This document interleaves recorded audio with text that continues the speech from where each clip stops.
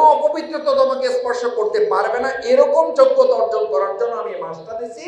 সেই মাসের মূল উদ্দেশ্য হচ্ছে অন্যায় থেকে বেঁচে থেকে তুমি শুধু কাকে ভয় করবা? ভাই, আল্লাহকে যদি কেউ ভয় করে, আপনি যখন আল্লাহকে ভয় করে চলবেন, তখন আল্লাহ তাআলা বলেন ওমাইয়াত্তাকিল্লাহ ইয়াজআল লাহু মাখরাজা, আমি তোমাকে সমস্ত বিপদ থেকে আমি মুক্ত করে দেব। সুবহানাল্লাহ। ভাই, আল্লাহ যদি সমস্ত বিপদ থেকে আপনাকে মুক্ত করে, তাহলে দুনিয়ার কেউ আপনাকে বিপদে ফেলতে পারবে না। সেই কোরআনের সাথে আমরা সম্পর্ক করলে যদি সোনার মানুষ হইতে পারি, সেই কোরআনের সাথে যদি আমরা বাংলাদেশকে সম্পর্ক করাইতে পারি, তাহলে আমার বাংলাটাও কি বাংলা হইতে পারে? এই সোনার বাংলা আমরা তো সবাই চাই না? এই রমাদানের মধ্য দিয়ে আমরা নিজেদেরকে এমন ভাবে গড়ে তুলবো যে সেই কোরআনের সাথে আমরা সম্পর্ক করব, যেই কোরআনের মাধ্যমে ওমর রাদিয়াল্লাহু তাআলা আল্লাহকে সম্মানিত করেছেন, আল্লাহ তাকে যেই কোরআনের মাধ্যমে আল্লাহ সোনার মদিনা বানিয়েছেন, আমরা সেই কোরআনকে এবার এমন ভাবে মেনে চলার সিদ্ধান্ত নিব যে যার মাধ্যমে আমাদের বাংলাদেশকে আমরা একটা সোনার বাংলায় রূপান্তরিত করব ইনশাআল্লাহ। দেখি রাজি আছেন ইনশাআল্লাহ? কে কে? আসসালামু আলাইকুম ওয়া রাহমাতুল্লাহি ওয়া বারাকাতুহু। সম্মানিত সুধী মণ্ডলী, সালাতুল ইশা জামাতের সাথে আদায় করেছি কার নির্দেশ? আল্লাহর নির্দেশ। এই সালাতের পাশাপাশি ওই আল্লাহরই আরেকটা নির্দেশ, আকিমুদ্দিন, এটা কার নির্দেশ? আল্লাহর নির্দেশ। আমরা যে আল্লাহর নির্দেশে সালাত আদায় করেছি, ওই আল্লাহর নির্দেশ যদি আল্লাহর জমিনে আল্লাহর দিন বিজয়ী করা থাকে, এটি কি আমাদের মানতে হবে না হবে না? এটি মানা আমাদের জন্য সুন্নাত না ওয়াজিব? মানে অনেকক্ষণ বক্তৃতা শুনতেছেন তো, এই জন্য ঠিক আছে কিনা একটু টেস্ট করে নিলাম। ঠিক আছে, আলহামদুলিল্লাহ। ওয়াজিব আর সুন্নাত দুটো জিজ্ঞেস করার অর্থ হলো দুটো কোনোটাই না। আকিমুদ্দিন, আল্লাহর জমিনে আল্লাহর দিন কায়েম করো, বাস্তবায়ন করো, এটা সুন্নাত না, ওয়াজিব না, এটা কি? পাশাপাশি আলহামদুলিল্লাহ আমরা আল্লাহর দরবারে শুকরিয়া আদায় করতে চাই আরেকটা কারণে, যে আল্লাহ সুবহানাহু ওয়া তাআলা আমাদেরকে মেহেরবানি করে বিগত বছরের ন্যায় এই বছরে আর মাত্র 2 দিন পরে পবিত্র মাহে রমাদানের জন্য আল্লাহ দয়া করে যেন আমাদেরকে কবুল করেন। আমরা সবাই বলে আমিন। আপনারা জানেন যে রমজানের আগে এখন যে মাস চলতেছে, কি মাস? শাবান মাস। এই মাসটাও মোটামুটি আমরা মনে রাখতে পারছি। রমজানের পরেরটাও হয়তো মনে থাকবে। এই রমজানের পরেরটা শাবান। তারপরে কোন এক আরবি মাসে যদি আপনাদেরকে জিজ্ঞেস করা যায় যে আজকে আরবি মাসের কত তারিখ, তাহলে তো আলহামদুলিল্লাহ আমরা সবাই বলতে পারবো। তখন আপনারা পাল্টা কি জিজ্ঞেস করবেন যে ভাই মাস তো আজকে তারিখ কত, ওইটা পরে, মাস কোনটা ওইটা আগে বলেন, তারপর আমি আপনাদেরকে সহযোগিতা করতেছি। তার মানে কি, আরবিতে 12টা মাস আছে, ওই 12 মাস সম্পর্কে আমরা সচেতন যতটুকু থাকি, দুর্বলতা থাকলেও একটা মাস সম্পর্কে আমরা অসম্ভব সতর্ক থাকি। সেই মাসটার নাম কি? কেন সতর্ক থাকি? এই মাসটার মর্যাদা কি? এই মাসের সম্মানটা কি? এই মাসের কদরটা কি? এই মাসের ফজিলতটা কি? হাকিকতটা কি? এটাকে আমি বললে হবে না আল্লাহ বললে হবে? আল্লাহ বললে হবে। আল্লাহ তাআলা সে কথা পরিষ্কার করেছেন, শাহরুর রমাদান, এটা তোমাদের এই শাবান মাসের মতোই একটা মাস, শাওয়াল মাসের মতোই একটা মাস। পার্থক্য হলো উনজিলা ফীহিল কুরআন, এই মাসে কি নাযিল হয়েছে? কুরআন নাযিল হয়েছে। সেই কারণে আল্লাহ তাআলা এই মাসের মর্যাদা এতখানি করলেন যে আল্লাহ রাসূল সাল্লাল্লাহু আলাইহি সাল্লাম শাবান মাস শুরু হওয়ার সাথে সাথে তিনি দোয়া করা শুরু করতেন, আল্লাহুম্মা বাল্লিগনা রমাদান। আল্লাহ, আপনি যেহেতু এই পর্যন্ত বাঁচায় রাখছেন, মেহেরবানি করে শাবান যেহেতু পাওয়া হয়েছে, এখন রমজানটা না পাওয়া আমাকে মৃত্যু এর পর্যন্ত পৌঁছান। আমরা আরেকবার সবাই বলি আমিন। এই দোয়া রাসূল করিম সাল্লাল্লাহু আলাইহি ওয়াসাল্লাম এই রমজান মাস সম্পর্কে কেন করলেন? এই মাসের মর্যাদাটা কেন? একটা নফল করলে ফরজের সওয়াব পাওয়া যাবে। এই মাসের মর্যাদাটা কেন? একটা ফরজ করলে 70টা ফরজের সওয়াব পাওয়া যাবে। এই মাসে আপনি যখন না খেয়ে থাকবেন, তখন আপনার মুখ থেকে দুর্গন্ধ বের হলে এটা মৃগ নাভির সুগন্ধির সাথে কেন তুলনা করা হচ্ছে? কারণটা কি? এই কারণটা নিয়ে তো আমাকে ভাবা উচিত। এই জবাব তো আল্লাহ তাআলা দিয়েছেন। শাহরুর রমাদান, এটা একটা মাস, উনজিলা ফিহিল কোরআন, এই মাসে শুধু পার্থক্য হলো মাসে কি নাজিল হয়েছে। ভাইয়েরা, সুধী মণ্ডলী, ব্যবসায়ী নেতৃবৃন্দ, একটা কথা তো সহজে বোঝা যায় যে একটা মাসের সাথে যদি কোরআনের সম্পর্কের কারণে ওই মাসের মর্যাদা আল্লাহ এত বাড়াই দিতে পারেন, তাহলে সেই কোরআনের সাথে আমি আব্দুর রহিম, আমি আব্দুল করিম, আমি আব্দুল সত্তার, আমি আব্দুল জব্বার, আমি যদি কোরআনের সাথে সম্পর্ক করি, তাহলে আমার মর্যাদা বাড়বে না কমবে? বাড়বে। বাড়বে তো ইনশাআল্লাহ বাড়বে। যে এটা কি প্রমাণ করার দরকার আছে না? এটা প্রমাণিত। কিভাবে প্রমাণিত? হযরত ওমর রাদিয়াল্লাহু তাআলা, সেই সমাজে তার টাকার অভাব ছিল না, সম্মানের অভাব ছিল না, মর্যাদার অভাব ছিল না, কোনো কিছুর অভাব ছিল না, শুধু তার ঘাটতি ছিল সে সব করতো, সব জানতো, মানুষের উপকারও করতো। আমাদের সমাজে কিন্তু এটা আছে যে ভাই আমি একদম মানে যে পুরোটা মানি না তা না, আমি কিন্তু সমাজের কল্যাণে অনেক কাজ করি। এটা কিন্তু আমাকে মাথায় নিতে হবে, বুঝতে হবে। ওমর রাদিয়াল্লাহু তাআলা যখন সমাজের অনেক কাজ করেন, তখনও সেই সমাজের সবচেয়ে নিকৃষ্ট মানুষ হিসেবে পরিচিত, শুধু এই কারণে যে তার সাথে সব আছে, শুধু কোরআন নাই। কি নাই? কি নাই? কোরআন নাই।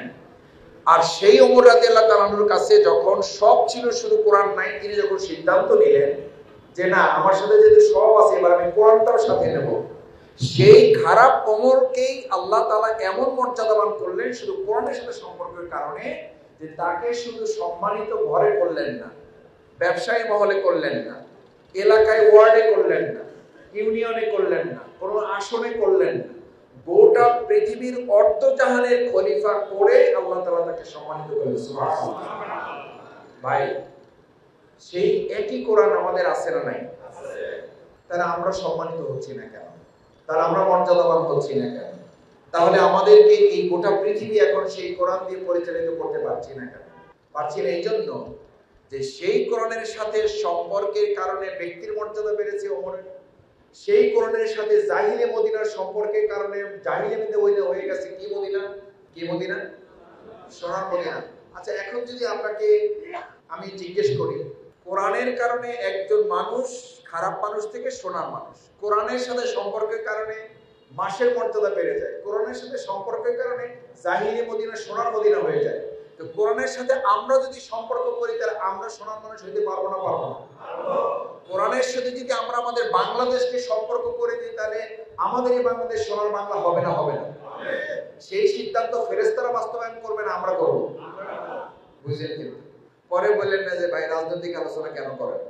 রাসূল করিম সাল্লাল্লাহু আলাইহি ওয়াসাল্লাম সেই কোরআন দিয়ে শুধু কি মসজিদে নববী চালাইছে না মদিনা রাষ্ট্র চালাইছে? তাহলে রাসূল সাল্লাল্লাহু আলাইহি ওয়াসাল্লাম তো রাজনীতি করেন নাই।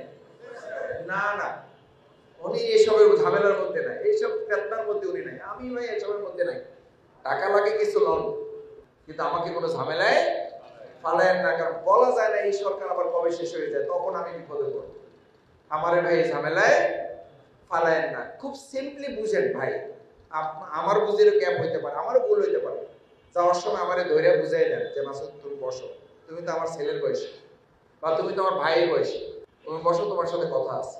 কিন্তু বুঝটা তো থাকা উচিত। আমরা কথা শুনলাম, জানলাম, মানলাম না, মানতে পারলাম না, এই বৈশিষ্ট্য ইমানদার না, এই বৈশিষ্ট্য কাফের মুশরিকদের। তাহলে আমরা কি এখানে ইমানদার হইতে আসছি না কাফের হইতে আসছি? আল্লাহ আমাদের মাফ করুন, সবাই বলেন আমিন। মুমিনদের বৈশিষ্ট্য ছিল সামি'না ওয়া আতা'না, আমরা শুনবো, মানবো। একই সাথে কোরআনের আয়াত হচ্ছে কাফির মুশরিকদের বৈশিষ্ট্য হচ্ছে সামি'না ওয়া আসাইনা, শুনলাম কিন্তু।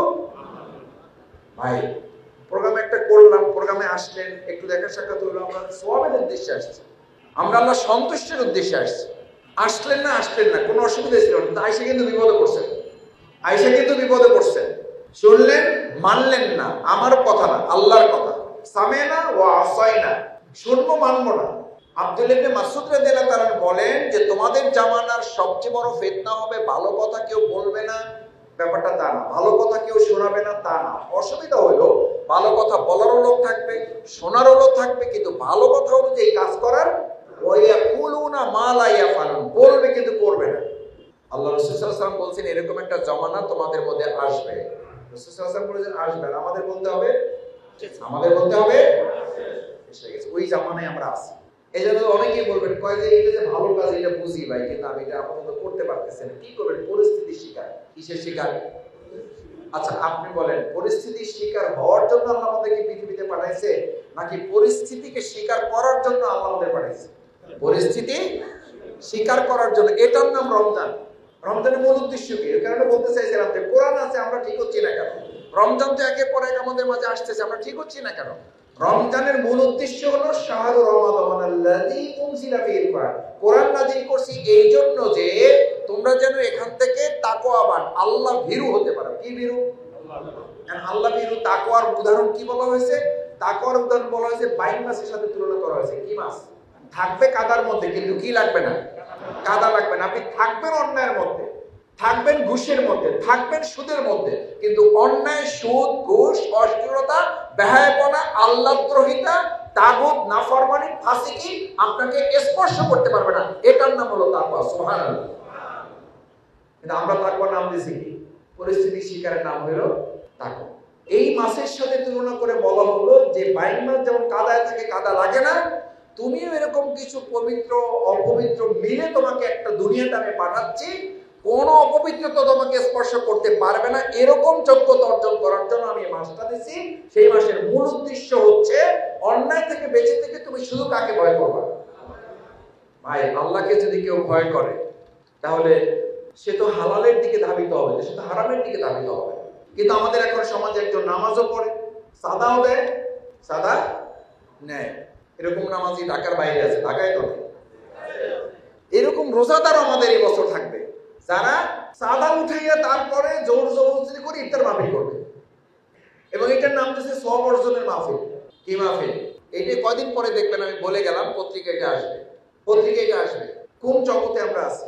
অথচ আল্লাহ সুবহানাহু ওয়া তাআলা বললেন যে আমি তোমাদেরকে মাসটা দিয়েছি এই কারণে যে তোমরা এই মাস থেকে আল্লাহকে ভয় করার শিক্ষা এমন ভাবে নিবে, তোমরা খারাপের মধ্যে থাকবে কিন্তু খারাপ তোমাদেরকে স্পর্শ করতে। এই ভালো হওয়ার কারণটা কি? আপনি যখন আল্লাহকে ভয় করে চলবেন তখন আল্লাহ তাআলা বলেন ওমাইয়াত্তাকিল্লাহ ইয়াজআল লাহু মাখরাজা, আমি তোমাকে সমস্ত বিপদ থেকে আমি মুক্ত করে দেব। সুবহানাল্লাহ। ভাই আল্লাহ যদি সমস্ত বিপদ থেকে আপনাকে মুক্ত করে, তাহলে দুনিয়ার কেউ আপনাকে বিপদে ফেলতে পারবে না।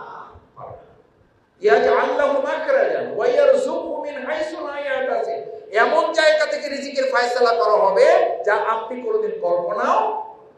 আমার সম্মানিত সুধী মণ্ডলী, যেই কোরআনের সাথে সম্পর্কের কারণে জাহিলি মদিনা হয়ে যায় সোনার মদিনা, সেই কোরআনের সাথে আমরা সম্পর্ক করলে যদি সোনার মানুষ হইতে পারি, সেই কোরআনের সাথে যদি আমরা বাংলাদেশকে সম্পর্ক করাইতে পারি, তাহলে আমার বাংলাটাও কি বাংলা হইতে পারে? এই সোনার বাংলা আমরা তো সবাই চাই না, চাই না? ইতিপূর্বে বহু সরকার চাইছে না, চাইছে না? চাইছে, কিন্তু চাইছে, বাট কোরআনের সাথে সম্পর্ক করার চিন্তাধারা করে তো নাই, বরং বহু ক্ষেত্রে কোরআনের সাথে তারা কি করেছে? বিরোধিতা। আজকে রমজানে আসতে যে সিদ্ধান্ত নিতে হবে, যে আমরা রমাদানে কি এই সিদ্ধান্ত নিতে পারি যে এই রমাদানের মধ্য দিয়ে আমরা নিজেদেরকে এমন ভাবে গড়ে তুলবো যে সেই কোরআনের সাথে আমরা সম্পর্ক করব, যেই কোরআনের মাধ্যমে ওমর রাদিয়াল্লাহু তাআলা আল্লাহকে সম্মানিত করেছেন, আল্লাহ তাকে যেই কোরআনের মাধ্যমে আল্লাহ সোনার মদিনা বানিয়েছেন, আমরা সেই কোরআনকে এবার এমন ভাবে মেনে চলার সিদ্ধান্ত নিব যে যার মাধ্যমে আমাদের বাংলাদেশকে আমরা একটা সোনার বাংলায় রূপান্তরিত করব ইনশাআল্লাহ। দেখি রাজি আছেন ইনশাআল্লাহ? কে রাজি আছেন ইনশাআল্লাহ? আল্লাহ আপনি হাতগুলো কবুল করেন। দ্বিতীয় কথা, সম্মানিত ভাইরা, রমজান মাস হচ্ছে দুটো টার্গেট। দেখেন আমাদের মধ্যে আল্লাহ তাআলা দুটো সত্তা দিয়েছেন। একটা সত্তার নাম হচ্ছে এনিমলিটি বা পাশবিকতা, আর একটা হচ্ছে মোরালিটি বা নৈতিকতা। কয়টা সত্তা বললাম? দুইটা সত্তা। একটা সত্তা হচ্ছে আপনাকে খারাপের দিকে ধাবিত করে, আর একটা সত্তা হচ্ছে আপনাকে ভালোর দিকে ধাবিত করে। এই খারাপ সত্তাটাকে দমন করে ভালো সত্তাটাকে উজ্জীবিত করার জন্য 11 মাস খাওয়ার মধ্য দিয়ে আপনার পাশবিক সত্তাটা শক্তিশালী হয় আর নৈতিক সত্তাটা দুর্বল হয়ে যায়। আল্লাহ তাআলা এই 1 মাস দিয়েছেন, আপনি না খেয়ে, কম খেয়ে, সারাদিন না খেয়ে আপনার নৈতিক সত্তাটাকে ইবাদত দিয়ে পরিপূর্ণ করে এটাকে শক্তিশালী করবেন, পাশবিক সত্তাটাকে দুর্বল করে তুলবেন, যার মধ্য দিয়ে আল্লাহ বলেন আস-সাওমু জুন্নাহ, রোজা হচ্ছে মুমিনদের জন্য একটা ঢাল স্বরূপ। কি স্বরূপ? ঢাল স্বরূপ। ঢাল দিয়ে কি করে? মাথা নিচে রেখে ঘুমায় ঢাল মানে কি? ঢাল মানে এখন থেকে সে কি? ঢাল থাকে কার কাছে? সৈনিকের কাছে, যোদ্ধার কাছে। কার কাছে? তার মানে আমরা যদি আজকে এই রমাদানে যেটা রাসূল সাল্লাল্লাহু আলাইহি ওয়াসাল্লাম বলেছেন, ক্বালা রাসূলুল্লাহ সাল্লাল্লাহু আলাইহি ওয়াসাল্লাম আস-সাওমু জুন্নাহ, এই রমাদান তোমাদের ঢাল স্বরূপ, তাহলে তোমাদের একটা ঢাল দিলাম। এখন ঢালের অর্থ হইল আপনি পাশবিক সত্তাটাকে দমন করে, হত্যা করে, এটাকে গলা টিপে মেরে ফেলে নৈতিক শক্তিকে এমন ভাবে উজ্জীবিত করবেন যে ঢাল নিয়ে বাকি 11 মাস অনৈতিকতার বিরুদ্ধে, অন্যায়ের বিরুদ্ধে, দখলদারের বিরুদ্ধে, চাঁদাবাজের বিরুদ্ধে, আল্লাহদ্রোহিতার বিরুদ্ধে, ফাসিকের বিরুদ্ধে, জুলুমের বিরুদ্ধে, জালিমের বিরুদ্ধে লড়াই করার জন্য আপনি নিজে কোরআনের একজন সৈনিক হয়ে যান। এটা জামাতের কথা।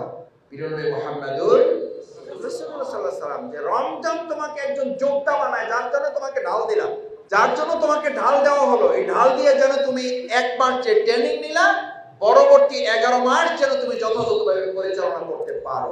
সম্মানিত সুধী মণ্ডলী, ভাই এবং বন্ধুগণ, বাংলাদেশ জামাত ইসলামী তার নিজের কোন চিন্তা দর্শন দিয়ে এই সমাজ রাষ্ট্র পরিবর্তন করতে চায় না, যেমনটা চায় না প্রিয়নবী মুহাম্মদুর সাল্লাল্লাহু আলাইহি ওয়াসাল্লাম। রাসূল সাল্লাল্লাহু আলাইহি ওয়াসাল্লামের সুন্নাহ, রাসূল সাল্লাল্লাহু আলাইহি ওয়াসাল্লামের দাঁড়ির সুন্নাহ, রাসূল সাল্লাল্লাহু আলাইহি ওয়াসাল্লামের ফরজের নামাজের আগে পরে সুন্নাহ আমরা ভালোবাসি না বাসি না? তাহলে সেই রাসূল সাল্লাল্লাহু আলাইহি ওয়াসাল্লামের সুন্নাহ হচ্ছে যে তিনিও এরকম একটা সংগঠনে ছিলেন যখন কোরআন আসে নাই, তার আগে, সেটার নাম ছিল হিলফুল। শেষ পর্যন্ত ওইটা দিয়ে শোনার মতো না হয়েছে, না কোরআন দিয়ে হয়েছে?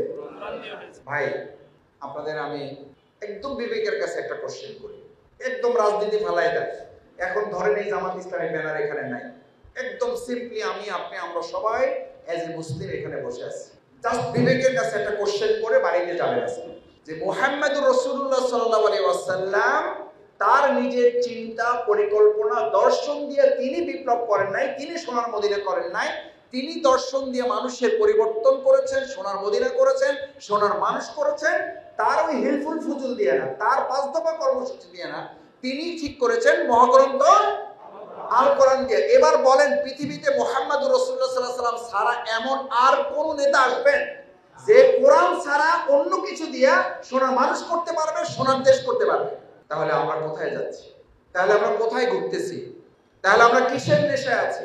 এই 53 বছর যদি দলমতের ঊর্ধ্বে উঠে আমরা আপনাদের বিবেকের কাছে পরস্পরকে জিজ্ঞেস করি, তাহলে এক বাক্যে বলতে হবে এই 53 বছরে বহু মানুষের, বহু দলের বহু কিছু হয়েছে, এই দেশ এবং জাতির ভাগ্যের তেমন কোনো পরিবর্তন।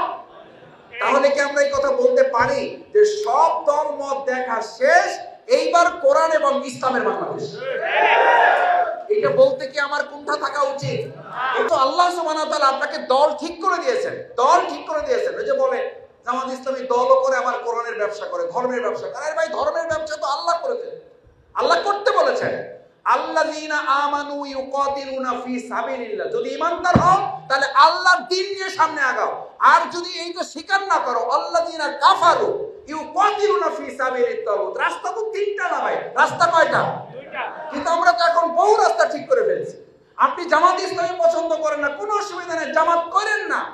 আমি আমার এলাকাতেও বলি ভাই, আপনাদেরও বলি, আমি ছাত্র জীবন থেকে বলে আসছি, আপনি জামাত করেন, আপনি শিবির করেন না, আপনি যে দলে আছেন ওই দলই করেন, কিন্তু শুধু বলেন যে আমিও কোরআন দিয়ে দেশ চালাইতে চাই। শফিকুল ইসলাম মাসুদ আপনার সাথে প্রথম পরিচয় হবে, আমি আপনার প্রথম সমর্থক হব, আমি আপনার প্রথম অনুসারী হব।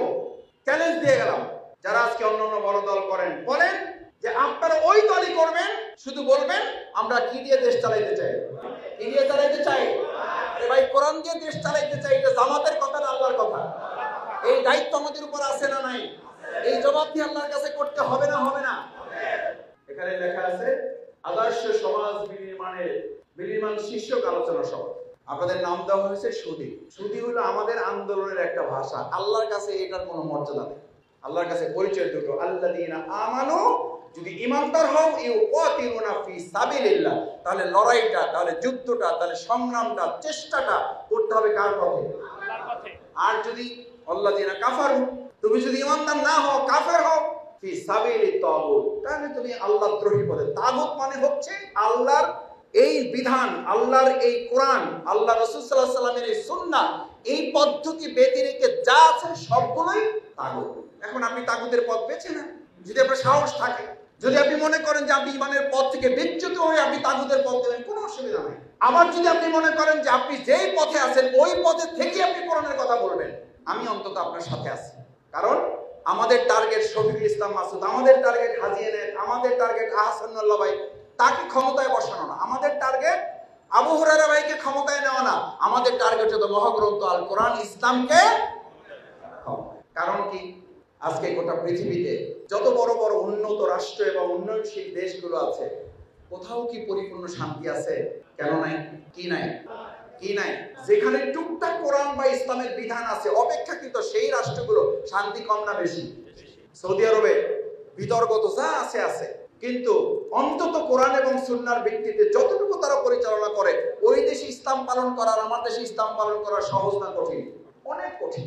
ওই দেশে অনেক সহজ। আমাদের দেশে চাইলেও চোখের হেফাজত করতে পারবেন না, আর ওই দেশে চাইলেও চোখের জেনা করতে পারবেন না। আপনি ঘন্টার পর ঘন্টা রাস্তায় হাঁটবেন, চাইলেও আপনি চোখের জেনা করতে পারবেন না।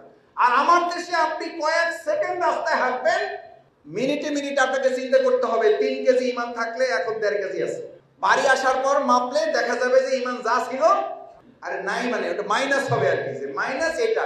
এই কথাটাই রাসূল সাল্লাল্লাহু আলাইহি সাল্লাম বলেছেন, একটা সময় আসবে যখন লোকেরা ঈমান নিয়ে ঘর থেকে বের হবে, ফিরবে বেঈমান হয়ে।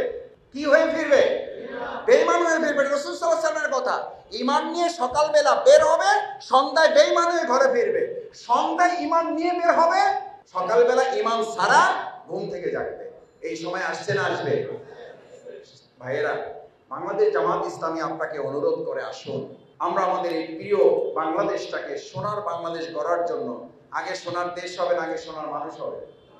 আমার দেশে এখন সংস্কারের আওয়াজ উঠেছে। আমি সবসময় বলি, সংস্কার রাষ্ট্র আগে হবে না, আগে সমাজ সংস্কার হবে না, আগে অর্থ মন্ত্রণালয়ের সংস্কার হবে না, আগে পররাষ্ট্র মন্ত্রণালয়ের সংস্কার হবে না, আগে সংস্কার হতে হবে আমার এই জায়গা। এই ব্যক্তি সংস্কার হওয়ার মধ্য দিয়েই মুহাম্মদ রাসূলুল্লাহ সাল্লাল্লাহু আলাইহি সাল্লাম সোনার মানুষ করেছেন, তাদেরকে দিয়ে সোনার দেশ করেছেন, সোনার মদিনা করেছেন। আর আমরা এখন অপেক্ষায় আছি কবে সোনার বাংলা হবে, তারপর আমি সোনার মানুষ হব। উল্টা পদ্ধতি। উল্টা পদ্ধতি তো আমরা ওই যে মানে আমাদের একজন প্রিন্সিপাল ছিল, উনি বলতেন আমরা সিংড়ির জাতি। কিসের জাতি? উল্টা চিন্তা, উল্টা লাভ। লাভ দিলে পিছনে যায়, সবাই লাভ দিলে সামনে যায়, আমরা লাভ দিলে পিছনে যায়। উন্নয়নের রোল মডেল বলি, হিসাব নিকাশ করে দেখি যে আমরা যেখানে ছিলাম সেখানে না, বহুদূর পিছিয়ে গেছি। কারণ চিংড়ি মাছের অসুবিধাটা, যেটা থাকার কথা নিচে ওইটা থাকে কোথায়? মাথায়। যার কারণে আমাদের যা করে সব উল্টা। আমাদেরও চিন্তা কোনো কোনো ক্ষেত্রে, আপনারা সুধী মণ্ডলী মুরব্বীরা আছেন, কষ্ট নিয়েন না, বেয়াদবি মাফ করে দিন। আমাদেরও চিন্তাটা হয়ে গেছে উল্টা। আগে আমার সংস্কার হওয়ার কথা, আগে আমার পরিশুদ্ধ হওয়ার কথা। আল্লাহ তাআলা এই রমাদান দিয়েছেন, সেইটা দুটো পরিশুদ্ধি। তার কয়টা? একটা আত্মিক পরিশুদ্ধি অন্তরের, আর একটা হলো আর্থিক পরিশুদ্ধি। সেটা আপনি জানেন যে এই রমাদানে এই কারণে মানুষকে না খেয়ে রাখা হয়, আবার একই সাথে অর্থের জন্য তাকে কোরবানি হিসেবে যাকাত দিতে হয়। না দিতে হয় না? আমরা এই রমাদানটা যাকাতের জন্য কাজ করি। আলহামদুলিল্লাহ, এখানে সম্মানিত ব্যবসায়ী নেতৃবৃন্দ আছেন। রোজা যেমন আমাদের জন্য ফরজ, সাহেবের নিসাব যারা, তাদের জন্য যাকাতও ফরজ। যাকাত কি গরিবের প্রতি কোনো দয়া না, এটা আপনার দায়িত্ব? কেমন দায়িত্ব? যতক্ষণ পর্যন্ত ইসলামী রাষ্ট্র না হবে ততক্ষণ পর্যন্ত আপনার এই যাকাতের কাজটা, যাকাতের হকটা, যাকাতের অর্থটা ইসলামী রাষ্ট্র বিনির্মাণে যদি ব্যয় করে, তাহলে বাকি 7টা খাতের দায়িত্ব পালন করার কাজটা করবে সরকার, ওইটা আপনার করতে হবে না। আমরা এই 53 বছর ধরে এখানে এমন অনেকে আছেন যারা যাকাত দিয়ে আসছেন, দেশের আমাদের সামগ্রিক কোনো পরিবর্তন হয় না। বাংলাদেশ জামাত ইসলামী মনে করে আমরা যদি ইসলামী রাষ্ট্র বিনির্মাণে ফি সাবিলিল্লাহ, একটা খাত আছে না নাই? খাতের নাম কি? কি নাম? ফি সাবিলিল্লাহ, আল্লাহর পথে, অর্থাৎ আল্লাহর রাজ্যে, আল্লাহর দ্বীন, আল্লাহর শাসন, আল্লাহর হুকুম, আল্লাহর বিধান কায়েমের জন্য যদি তোমরা একটা ইসলামী সরকার ক্ষমতায় বসাইতে পারো,